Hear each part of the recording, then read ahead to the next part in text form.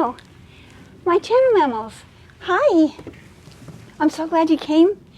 We're actually at a good point to show you a project that we're working on here on Yankee. I'm really glad actually, because I almost never show things partway through unless I'm actually working on them, and I'm always embarrassed. I always want it to be the final perfect thing. So you must be very good friends because I'm inviting you right into the muddle of things. Well, we started working again several years ago. We started working on this proscenium arch around the little theater here of the piano and so forth, and it wasn't ever really finished properly. As you see, well, let's start with this pole here in the middle. Before we knew how to do anything fancy with the rope, we just twisted it around, and when we came back to look at it, we noticed that it had loosened up some. And I think it's because when you first do anything with rope, it's puffed up and then it kind of settles in. And so it was really fun to just tighten, tighten, tighten all the way up. And we added a few rows, about 5 rows actually, if you count underneath here, of more of this rope that we happened to have. Now you see it's a lighter, more golden color as opposed to this sort of chestnutty, almost a wood color here, or like old oak, varnished oak or something. This is what it's like because of the sun and the light and the weather and so forth. But we see there was always this on the bottom, this beautiful Turk's turban. This is called a Turk's turban, as a sort of saddle for all the twisted rope to fit within, and then all the way up. And I even like these little blue pieces of rope within this rope. I love the way that looks. And then we had extra of this rope, so we were able to make a new Turk's turban for the top, and use up all the rope that we had then. And then what it was before on the proscenium arch sections were, we didn't know how to do a Turk's turban freestanding like that. We just didn't know quite what we were doing, so we did some kind of a woven mesh basket kind of shape. But it wasn't solid looking. It didn't look powerful.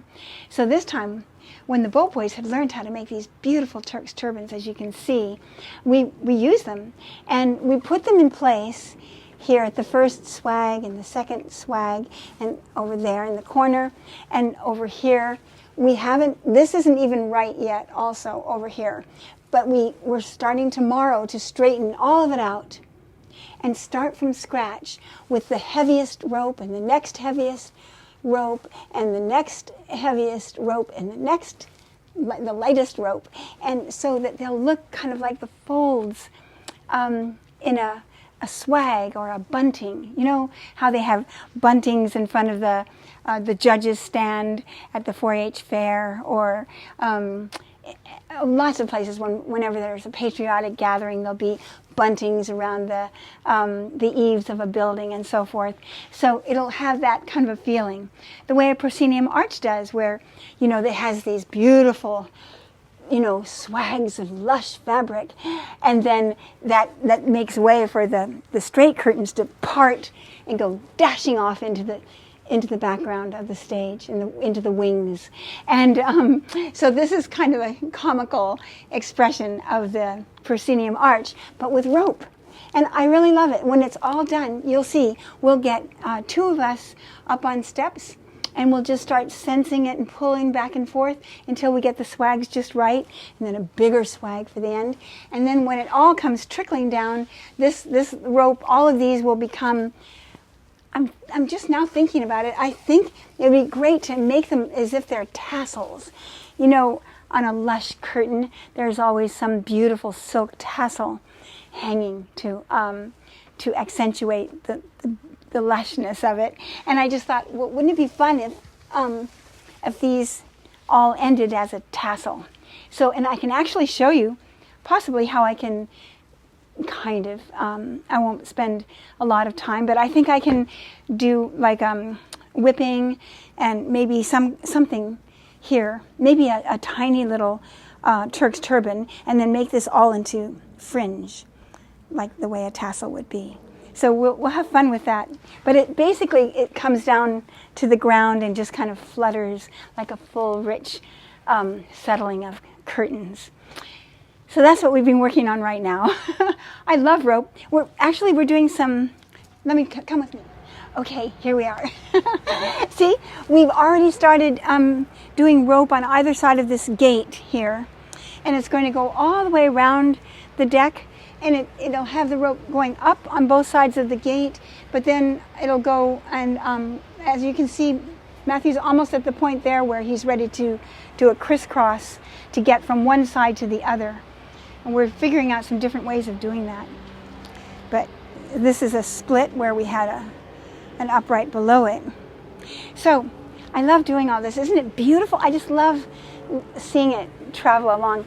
I showed you this in another video, but I can never show it too often. So I just seem to love rope. I don't know. I've always been in the middle of rope. I think I know when, I have a feeling I know my first encounter with rope. Yes, it was in kindergarten with Mrs. Brady, my teacher. When you think of it, Mrs. Brady's hair was this color, kind of an orangey, natural. This was before, well, at least I didn't know about people dyeing their hair a color, but it looked like a russet, orangey, natural. And she had freckles all over her face, and she had, and her hair was twisted like rope, and it was in a kind of a bun, and it looked like a Turk's turban in the back. Now that I think of it, Mrs. Brady was made of rope. I'm sure she was. She had freckles all over her face, and she had a pointy nose, very sharp. And she had pointy eyeglasses like this. And then she had little tiny, thin, red lips, a little bit wrinkled together in the middle to make a perfect little lips. And she always wore a green dress. That's the way red-headed people used to dress. They always wore green or royal blue. At least every redhead I ever knew, those were the colors that they chose to wear. So anyway, I remember Mrs. Brady because, back when I went to kindergarten, there wasn't any such thing as preschool. We just all were rough and tumble children, hanging off the apricot trees, eating green apricots and eating soupy apricots. And summer just was there was no time to go to school. And when school started, you didn't have to go to school until you were 5. And so none of us were used to school. And, we just knew what our rules were. We went to Sunday school. But somehow that didn't register the same. But anyway, I used to feel sorry for Mrs. Brady because she seemed quite strict. And I realized why. It's because there was a register for heat that went all the way along the wall of windows in our school. And it was the only place where she could spend the night and sleep.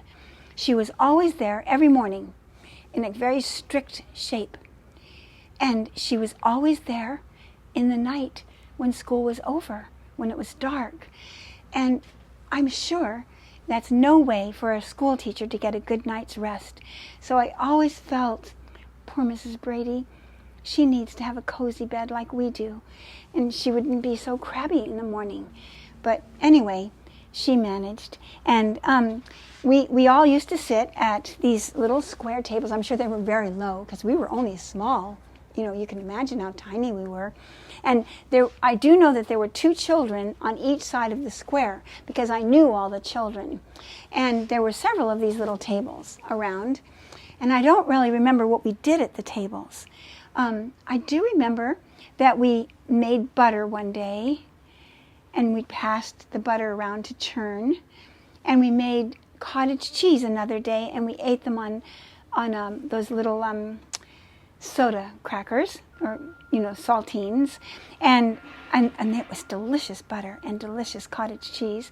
And so we learned how to do that, and I don't think we really learned much else in school, but we did learn the Pledge of Allegiance. I pledge allegiance to the flag of the United States of America and to the republic for which it stands, one nation, under God, with liberty and justice for all. My country, 'tis of thee, sweet land of liberty, of thee I sing. Land where our fathers died, land of the Pilgrim's pride, from every mountainside, let freedom ring. And then into our chairs we would sit. And then I'm not sure what we did next, but here's where the rope comes in. Must be why I'm so close to rope. Let's see. Well, we sat in these little chairs. You can imagine like a chair like this, but small for tiny children. And this is the closest thing. I guess we have this, but of course, it wasn't a cushy chair like with a cushion and beautiful rattan work around it.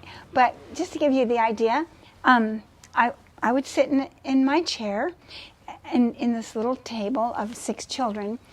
But whenever I needed to go and visit one of my friends, of which I had many because we all did know each other, I would just get up from my chair and go over to the table where my friend Gigi would be sitting, or maybe over to see Bobby or to see Steve.